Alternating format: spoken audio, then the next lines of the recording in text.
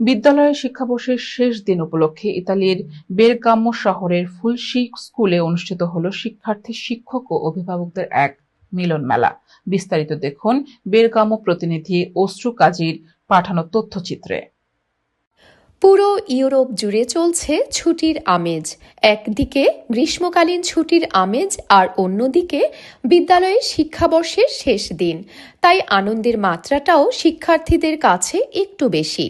এক আনন্দমুখর পরিবেশে 5 জুন শুক্রবার ইতালির বেরগামো শহরের ফুলসি স্কুলে অনুষ্ঠিত হয়ে গেল শিক্ষার্থী, শিক্ষক ও অভিভাবকদের এক মিলন মেলা।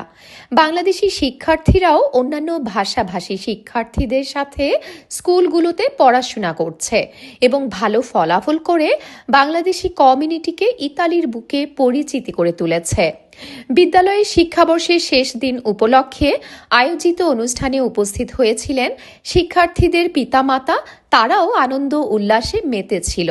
সারা দিনব্যাপী আয়োজিত অনুষ্ঠানে ছিল শিক্ষার্থীদের অংশগ্রহণে গান, কবিতা ও গল্প, পাশাপাশি ছিল বিভিন্ন খাবারের ব্যবস্থা।